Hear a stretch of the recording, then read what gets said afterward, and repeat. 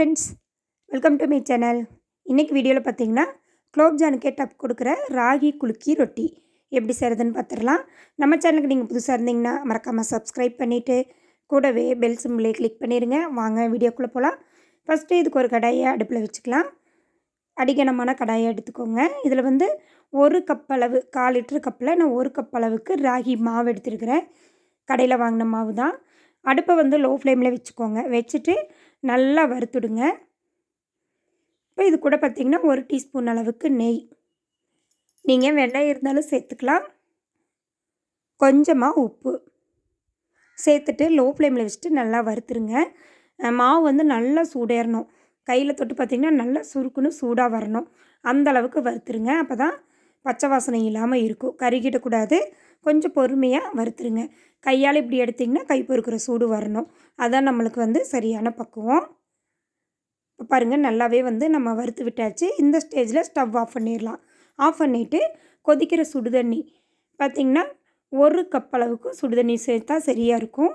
நம்ம ராகி மாவு எடுத்து அதே கப்பில் 1 கப் அளவுக்கு நல்லா கொதிக்கிற சுடுதண்ணி அதை சேர்த்துக்கோங்க. சேர்த்துட்டு நல்லா கலந்து விடுங்க. கொஞ்சம் கொஞ்சமாக சேர்த்து கலந்து விடுங்க, ரொம்ப சேர்த்துற வேண்டாம். இது போல் சேர்த்து நல்லா சப்பாத்தி மாவு பதத்துக்கு பிசைஞ்சிக்கலாம். நல்லா கையால் ஒன்று சேர்த்து பிசைஞ்சு விட்டுருங்க. பாருங்கள், இந்த அளவுக்கு இருக்கணும். நல்லா ஒன்று சேர்த்திட்டு உருட்டினீங்கனாலே நல்லா உருண்டு வந்துடும் மாவு. இது போல் உள்ளங்கையை கொடுத்து நல்லா உருட்டிடுங்க. தொட்டு பார்த்திங்கன்னா நல்லா சாஃப்டாக இருக்கணும்.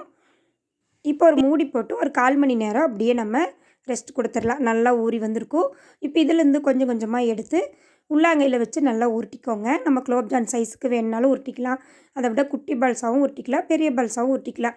நம்மளுக்கு விருப்பம் எப்படியோ அப்படி. நான் வந்து குலோப்ஜான் சைஸ் தான் கொஞ்சமாக எடுத்து உள்ளங்கையில் இப்படி நல்லா உருட்டுறேன். கொஞ்சம் கூடி மாவு ஒட்டவே இல்லை பாருங்கள். சப்போஸ் அப்படி உங்களுக்கு ஒட்டி வந்தால் கூட நீங்கள் கொஞ்சமாக கையில் வந்து நெய் அப்ளை பண்ணிவிட்டு உருட்டுங்க. உருட்டினீங்கன்னா நல்லா சூப்பராக சாஃப்டாக பந்து போல் உருண்டு வந்துடும். நான் இதே போல் எல்லாத்தையுமே உருட்டி எடுத்தாச்சுங்க. இப்போ இட்லி பானையில் பார்த்திங்கன்னா தண்ணி நல்லா சூடேறிடுச்சு. அதுக்கப்புறமா நம்ம இட்லி தட்டில் துணியை சேர்த்துட்டு நம்ம ரெடி பண்ணி வச்ச ராகி உருண்டைகளை இது மேலே சேர்த்துடலாம். நீங்கள் ஓட்டை இல்லாத இட்லி தட்டு எடுத்திங்கன்னா அப்படியே வந்து ஆயில் தடவிட்டு டைரெக்டாக சேர்த்துருங்க. பாருங்க, இது போல் சேர்த்துருங்க. இப்போ வந்து ஒரு மூடி போட்டுடலாம். மூடி போட்டுட்டு பார்த்திங்கன்னா கரெக்டாக 15 நிமிஷம் ஹை ஃப்ளேம்லேயே வச்சுருங்க. 15 நிமிஷம் கழித்து ஓப்பன் பண்ணி பார்த்திங்கன்னா இந்த ராகி பால்ஸ்லாம் நல்லா சாஃப்டாக வெந்திருக்கும். பாருங்கள், பார்த்திங்கனாலே உங்களுக்கு தெரியும் நல்லா சாஃப்டாக வெந்துருச்சு. இப்போ அதை ஆஃப் பண்ணி ஆற வச்சிடலாம்.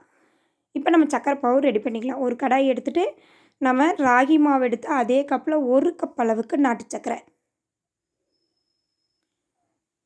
2 கப் அளவுக்கு தண்ணி சேர்த்துக்கோங்க. நம்ம எந்த கப்பில் ராகி மாவு எடுக்கிறோமோ அதே அளவுக்கு தான். நீங்கள் கருப்பட்டி சேர்த்து செஞ்சிங்கன்னா அல்டிமேட்டாக இருக்கும். வெல்லம் சேர்த்துக்கலாம்.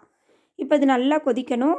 ஒரு நல்லா சலசலன்னு கொதித்து வந்ததை ஒரு 4 ஏலக்காயை தட்டி இதில் சேர்த்துடலாம். ஏலக்காயை தட்டி சேர்த்ததையுமே நம்ம ரெடி பண்ணி வச்ச ராகி பால்ஸு நல்லா சாஃப்டாக பஞ்சு போல் ஆயிருக்கும்.